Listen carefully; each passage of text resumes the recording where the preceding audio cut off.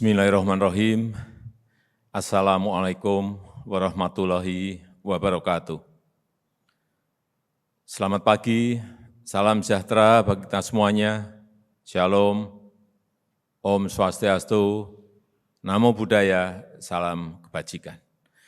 Yang saya hormati Menko Perekonomian, Kepala BKPM, serta para menteri, para wakil menteri yang hadir, yang saya hormati CEO Kompas Gramedia, Bapak Lili Utama, yang saya hormati para CEO dari berbagai sektor industri, baik yang tergabung dalam emiten 100 maupun di luar emiten, yang saya hormati seluruh ketua asosiasi dan himpunan, para pengamat ekonomi, hadirin dan undangan yang berbahagia. Ini adalah masa yang sulit, masa yang tidak mudah, masa yang tidak gampang. Penanganan COVID, semua negara juga merasakan betapa sangat sulitnya. 215 negara mengalami hal yang sama seperti yang kita alami. Juga disambung dengan pemulihan ekonomi yang juga tidak mudah. Kedua hal tadi harus berjalan, beriringan, mengatur manajemen gas dan rem ini juga harus pas, sesuatu yang tidak mudah dalam praktek. Kalau yang mengomentari mungkin mudah, tapi yang mempraktekkan itu yang sulit. Oleh sebab itu, ke depan, tantangan dan peluang-peluang yang ada ini harus kita hadapi dan kita raih. Saya ingin berbicara di short term, medium term, dan long term. Seperti apa kira-kira?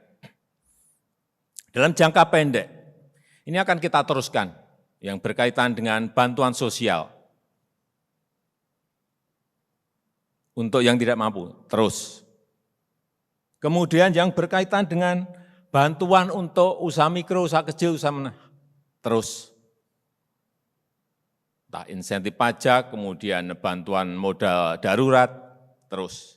Kemudian bagi yang ter-PHK dan belum kerja, yang berkaitan dengan kartu prakerja, ini juga terus. Untuk apa? Agar ada daya beli, agar ada konsumsi, agar ada demand. Meskipun sebetulnya ruang yang paling besar untuk memperkuat, menaikkan, meningkatkan demand itu adalah di kelas menengah yang sampai saat ini memang belum bergerak untuk demand-nya naik. Kemudian yang kedua, yang ini sangat penting dalam jangka pendek, yaitu bagaimana memberitahu masyarakat bahwa disiplin terhadap protokol kesehatan adalah kunci. Ini semua harus berbicara. Bapak Ibu harus berbicara kepada karyawan-karyawannya, gubernur harus berbicara kepada rakyatnya, bupati wali kota harus berbicara pada rakyatnya, camat harus berbicara pada rakyatnya, lurah harus berbicara pada rakyatnya, RT, RW semuanya harus berbicara pada rakyat kita betapa pentingnya yang namanya disiplin terhadap protokol kesehatan. Pakai masker, jaga jarak, selalu cuci tangan, ini terus harus diingatkan, karena ini menjadi kunci pertama. Kemudian di pemerintah sendiri, pemerintah pusat, pemerintah provinsi, pemerintah kabupaten, pemerintah kota terus melaksanakan yang namanya testing, tracing, dan treatment. Ini harus terus diperbaiki. Kemudian yang berkaitan dengan vaksinasi. Kunci yang kedua, vaksinasi. Bagaimana bisa dipercepat, bagaimana bisa dilakukan sebanyak-banyaknya dalam tempo yang secepat-cepatnya. Karena kita punya kekuatan. 30.000, kurang lebih 30.000 vaksinator. Ada kurang lebih 10.000 puskesmas. Ada kurang lebih 3.000 rumah sakit yang bisa kita gerakkan. Katakanlah ini hitung-hitungan, ada 30.000 vaksinator. Satu hari bisa mengerjakan 30 orang yang divaksin. Sehari artinya sudah hampir 1 juta. Ini angka yang besar sekali.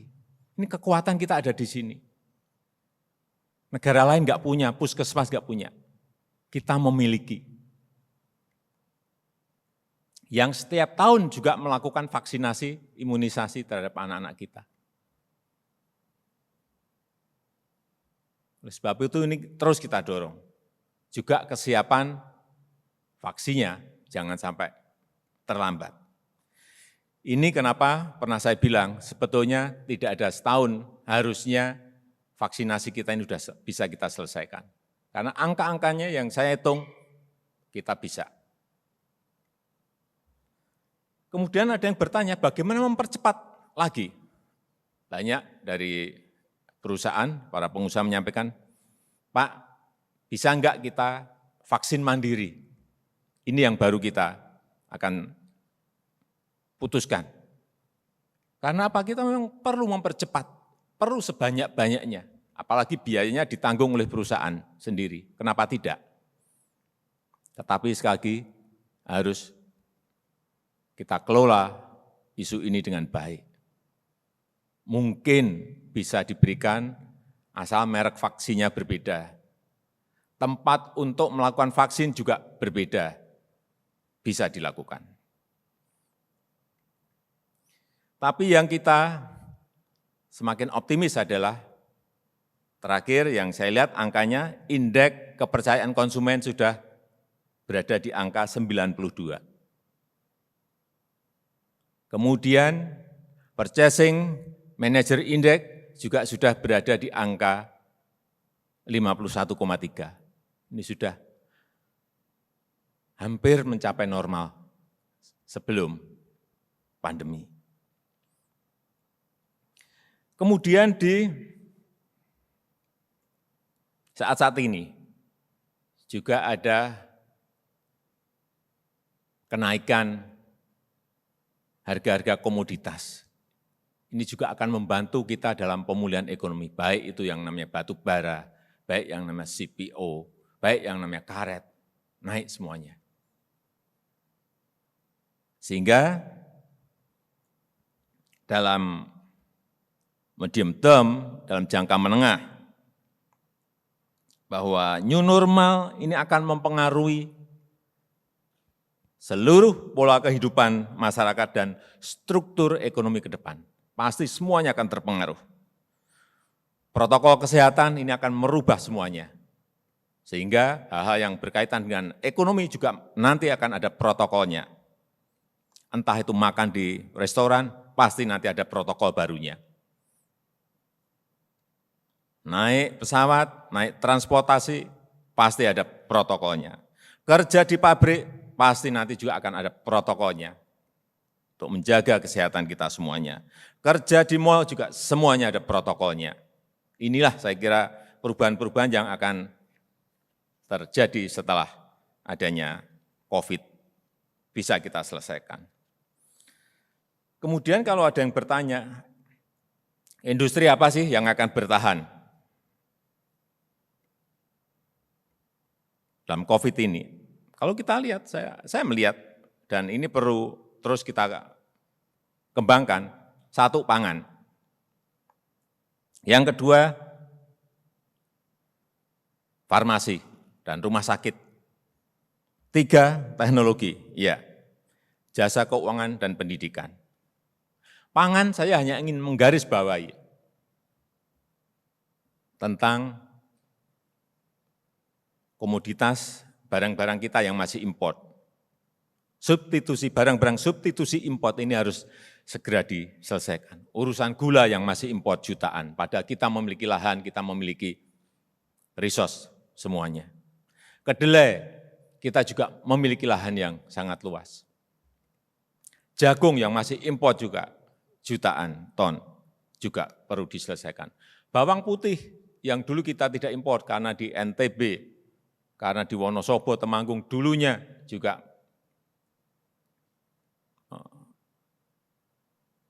nanam bawang putih, sekarang tidak karena kalah bersaing, ini juga yang harus dibenahi. Di sisi itu saya mengajak agar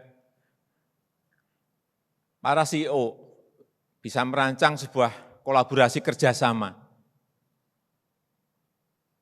antara yang besar dengan para petani.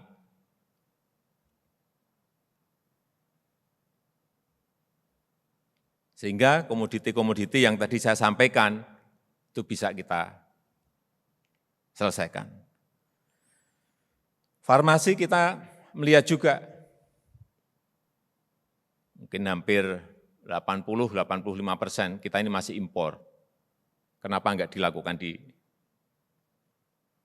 Indonesia? Teknologi, saya kira ke depan kita memiliki kesempatan besar dalam membangun industri hulu sampai hilir untuk mobil listrik lewat litium baterai yang nikelnya kita memiliki.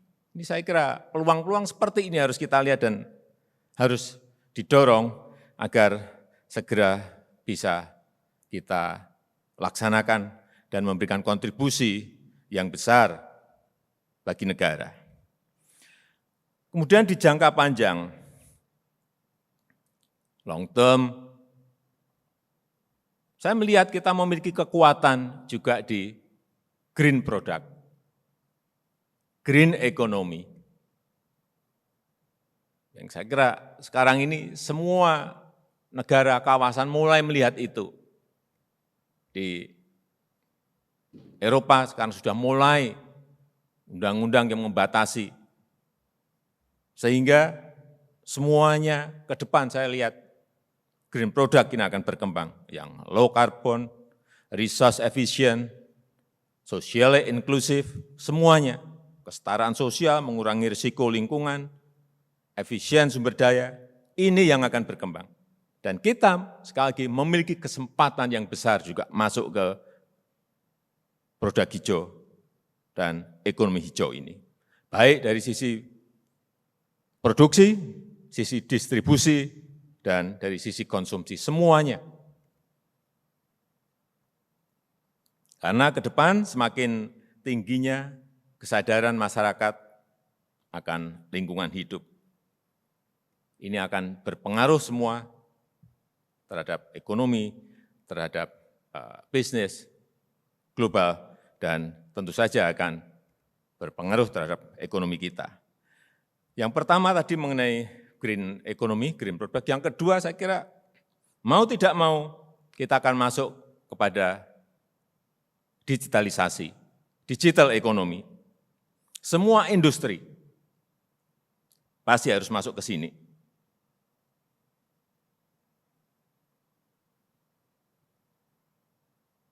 Pemerintah, pendidikan, kesehatan, semuanya harus masuk pada digitalisasi, sehingga makin efisien, makin kompetitif, dan kita bisa bersaing dengan negara-negara lain.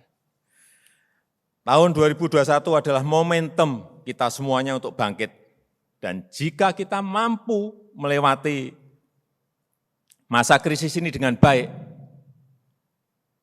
kita akan lebih siap menjawab tantangan ke depan. Bertransformasi negara kita menjadi sebuah kekuatan ekonomi baru, semakin tangguh, dan menjadi negara maju. Saya rasa itu yang ingin saya sampaikan, dan dengan mengucap Bismillahirrahmanirrahim, Kompas 100 CEO Forum tahun 2021 secara resmi saya nyatakan dibuka. Terima kasih. Assalamualaikum warahmatullahi wabarakatuh. Om Santi Santi Santi Om Namo Buddhaya.